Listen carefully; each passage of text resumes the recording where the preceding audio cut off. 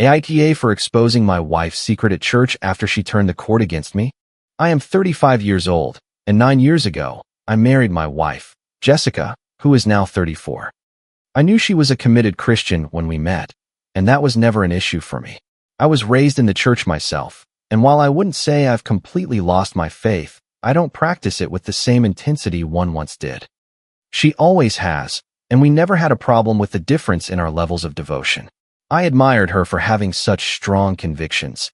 It seemed to make her a kinder, more compassionate person than many others I knew. She was always a sweet woman, and in many ways, she still is. That is why discovering her infidelity was such a devastating blow. If someone had told me she was being unfaithful, especially without proof, I would have defended her to my last breath. Unfortunately, it turns out she was, in fact, stepping out on our marriage, even after we had 3 children together. It makes no sense to me, and I have been wrestling with her motivations, but I doubt I will ever get a straight answer without confronting her, and that thought only makes things more difficult. I know I have to say something, even though we have built this wonderful life together. I simply cannot allow myself to be disrespected like this and let it slide. There have to be consequences, and given the circumstances, there is a 98% chance this will end in divorce, which fills me with a profound sadness. Many people will want to know how I found out. The truth is, for someone who is not accustomed to a deceptive lifestyle, she did a terrible job of covering her tracks.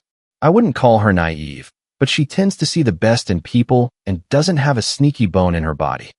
I am not proud of it, but my upbringing was different, and it taught me a certain street-smart awareness that she lacks. The first time I sensed something was off, she came home from work later than usual and didn't have a solid explanation. I typically get home after her, but that day I was early. She told me her minivan had broken down. When I asked for details, she claimed it just wouldn't start. That struck me as odd because we had just had it serviced. I asked how she resolved it, and she said it just started working again after a while. I know that is possible, but my suspicion was fueled by her hesitant delivery and the fact that she never called to let me know. When I asked where she got stranded, her immediate reply was that she wasn't sure, which I found hard to believe. If it was on her normal route home from her job at the school district office, a route I know very well, she would have had a clear idea of her location. It all felt suspicious, but I didn't press her further. I didn't want to interrogate her, as if she were a criminal. About a week later, I walked into the living room, and she instantly put her phone face down on the couch, as if she were hiding something. She had been watching a show with the kids, and immediately pretended to be engrossed in it with them, deliberately avoiding my gaze. I didn't say anything. Instead, I sat down right beside her. I noticed she didn't pick up her phone for the rest of the evening. Usually, she would check it at least once, but she was making a conscious effort to ignore it. It was strange behavior. Maybe she thought she was being subtle, but she wasn't. There was another incident where she quickly dropped her phone, but this time she immediately launched into a conversation about something completely random. I think she started talking about whether we needed to get new sprinklers for the lawn. Our yard was perfectly fine, and she had never shown any interest in sprinklers before. I said no and asked why she was bringing it up, but she just mumbled that she was just asking.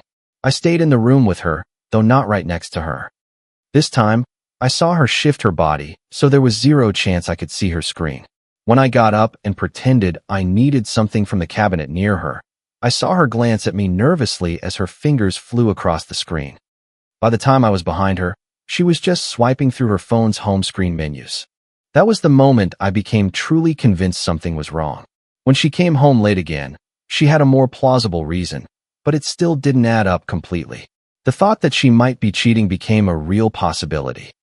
I knew I could just be paranoid, but I decided to indulge that paranoia one more time by checking her phone to find out what was really going on. The problem was, I had no idea where to start, which meant I would need a significant amount of time if I wasn't lucky. I chose to do it late at night because she is a heavy sleeper. I figured if I could get her phone quietly, I would have 2 or 3 hours to investigate. And that is exactly what happened. She fell asleep, I made sure she was fully out, and then I grabbed her phone from the nightstand. I started with her text messages, hoping I wouldn't have to dig through social media apps. After scrolling for a while, I concluded the messages either weren't there or had been deleted. I moved on to Instagram, her most used platform, and that is where I found it. There was a guy named Kyle. What drew my attention was his shirtless profile picture. He was also at the top of her direct messages. The moment I opened their chat, I knew she was doing something wrong. I scrolled all the way to the beginning, which wasn't too far back. They had been talking for the past 2 weeks.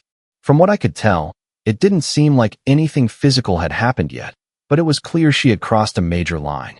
He was sending her pictures of himself after his workouts, and she was blatantly flirting back. The way she flirted was cringeworthy, like her idea of seduction came from reading cheesy romance novels. There was no defending it, no alternative explanation that could possibly excuse her behavior. In that moment, I realized I couldn't be with her anymore. I was furious. I have to admit, a huge part of me was also in shock because I still couldn't believe she was capable of this. I had always trusted her completely, especially after everything we had built together. It also seemed apparent that this was her first time being unfaithful, because her messages had an air of innocence and inexperience. She didn't sound like a seasoned cheater. That almost tempted me to forgive her and move on. But I won't. I am also not going to wait around for her to take the next step with him before I confront her. Maybe I am wrong and she already has, but there is no way for me to know for sure. I am simply not going to sit back and do nothing. She shattered my trust, and I refused to stick around and pretend to live happily ever after. I meticulously took screenshots of their entire conversation. It took a while, but I captured everything. She was going to have a lot to answer for. I quickly checked her other apps and messages, but I didn't find anything else like her chats with Kyle. I concluded he was the only one. You don't have to sleep with someone to be unfaithful. She wanted him. She knew she was in forbidden territory, yet she stayed there. Her last message to him had been sent just that evening. The only thing giving me pause is our children. The oldest is only 7 years old. How do you explain divorce to a 7-year-old in a way they can actually process? But I'm going to have to do it anyway. I hate that our kids won't be enough to stop me, but the truth is, if I stay with Jessica, I will resent her every single day, and there is no way the kids won't pick up on that. So, I am ending it. Her faith might compel her to fight the divorce, but she is the one who caused this. She deserves to face the consequences. The most hypocritical part of all this is her religious facade.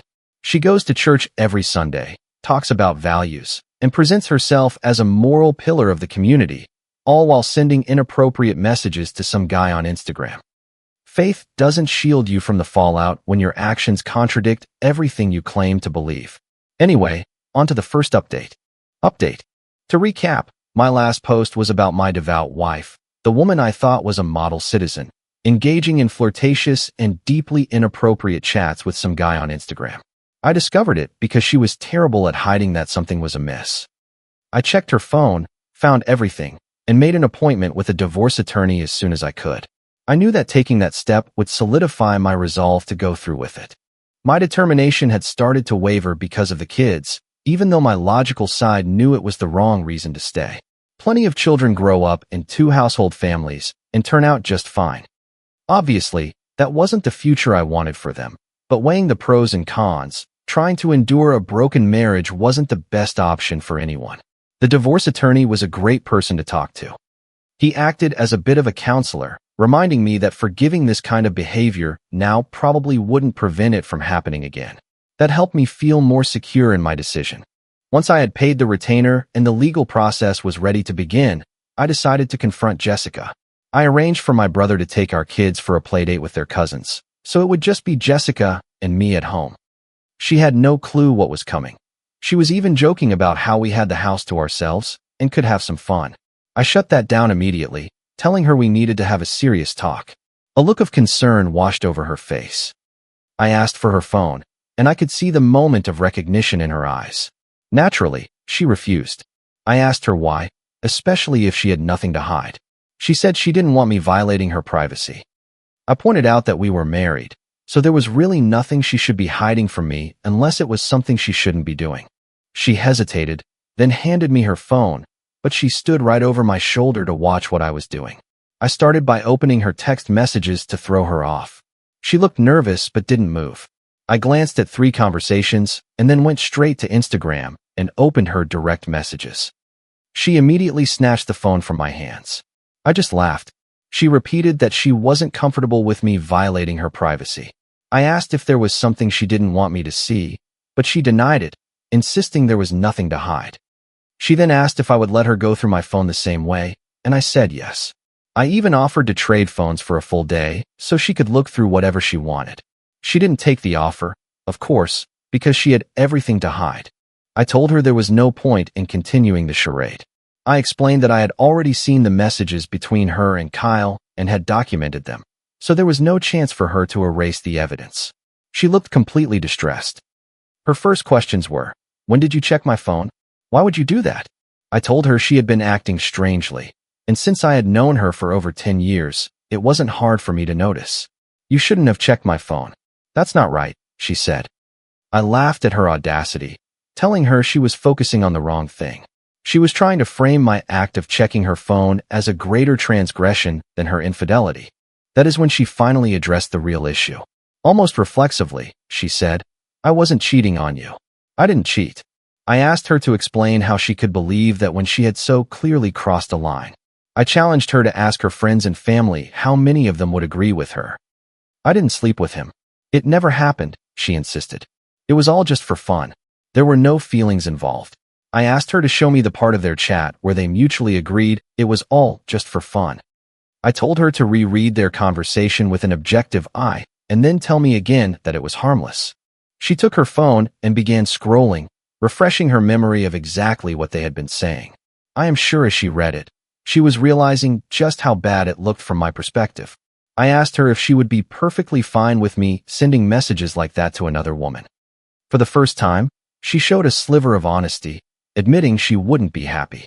But then she lied again, claiming she would understand it wasn't real and wouldn't make it a huge deal like I was. I made the mistake of telling her she wasn't behaving like a married Christian woman should, and that struck a nerve. She raised her voice, telling me her faith had nothing to do with it. She said she made a mistake, that I was blowing it out of proportion, and now I was treating her like she was a terrible person. I let her vent and then told her it was over. I asked her if she had slept with him, and even though she said no, a slight hesitation made me doubt her. She could believe whatever she wanted, but it wasn't going to stop me from ending our marriage. I simply couldn't be with someone who would go behind my back like that. She looked like she wanted to say something else, but her pride held her back. That was the end of our conversation. A heavy silence filled the house. The kids came home later, and I am not sure if they could sense the tension, but I knew I had to move forward with the divorce. I didn't want that kind of negative energy to become their daily reality. I had her served with divorce papers, and I made sure it happened while she was at work. It was a petty move that probably caused her some embarrassment, but it gave me a small sense of satisfaction. We are still living in the same house for now, but eventually, one of us will have to move out and start over. I am betting the court will make it be me. We will see. Update 2. No one ever tells you how emotionally draining a divorce can be. I knew it wouldn't be pleasant, but I never imagined it would take such a toll on me. You can read my previous 2 posts for the full story. I am now officially divorced from my ex-wife, Jessica, which makes me incredibly happy. I won't say it is pure happiness, because emotions are complex, but happiness is the dominant feeling. Once the divorce process began, we sat down to talk with our 3 kids, although one is too young to really grasp what was happening. It was the only thing we managed to agree on since the confrontation. I don't know if the kids fully understood. The oldest did, and he reacted like it was the end of the world, which is an understandable reaction for a 7-year-old. Unfortunately, there was nothing I could do to ease his pain in that moment. I just had to be there for him as he processed it. During the legal proceedings, she presented herself as some kind of victim, claiming I was a negligent husband who forced her to seek validation elsewhere. It was absurd, and I am sure the court saw through it, but she tried anyway. It was both amusing and infuriating to watch the lengths this supposedly devout Christian would go to protect her image.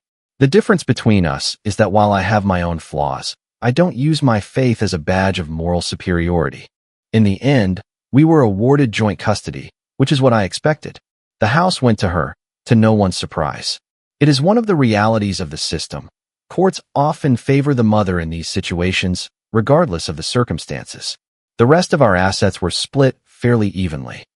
I received a buyout for my share of the house's equity and found a modest place with enough rooms for the kids.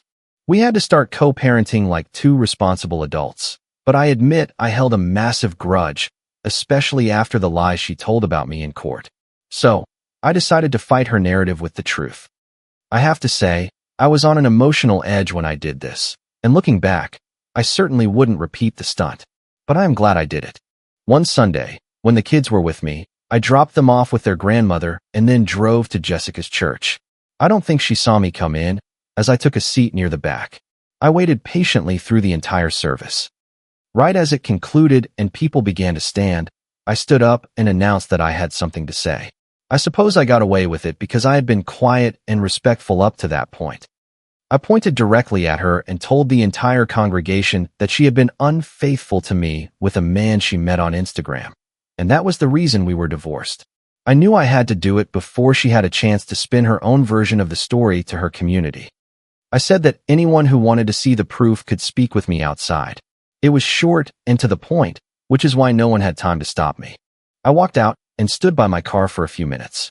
A few members of the congregation approached me, some to tell me I shouldn't have done that, and one or two who actually wanted to see the text messages. I spoke with several people and didn't mind at all. Jessica saw me and looked absolutely furious, but she didn't approach. For some reason, she seemed afraid. It was ironic because I was waiting specifically to confront her. She didn't give me that satisfaction, but I got enough from my public declaration. She has never brought it up with me, which is surprising, but I know for a fact that it must have had serious consequences for her personal life and how she is viewed at her church. I did it because I wanted her to feel a fraction of the pain she caused me, but I can also say I did it so the truth would finally be known. Comment: thank you so much for spending your time with me today. Walking away from a life you built takes an incredible amount of strength and self-respect. We all deserve a relationship in which trust is honored and boundaries are clearly respected. True character is never about the flawless image we project to the world, but about the honest choices we make when no one is watching. Healing from betrayal is a heavy journey, yet it always begins with choosing your own peace over a toxic environment. Holding on to anger might feel completely justified in the heat of the moment, but letting go of that bitterness is what truly sets you free. Prioritizing a stable and loving atmosphere for the next generation is one of the most responsible choices anyone can make. I hope today's video encourages you to value your own worth and never settle for a relationship that lacks genuine honesty. Please remember to be kind to yourselves as you navigate your own personal challenges and set healthy boundaries in your lives. If you liked it, don't forget to leave a comment and support the channel by subscribing. See you in the upcoming stories.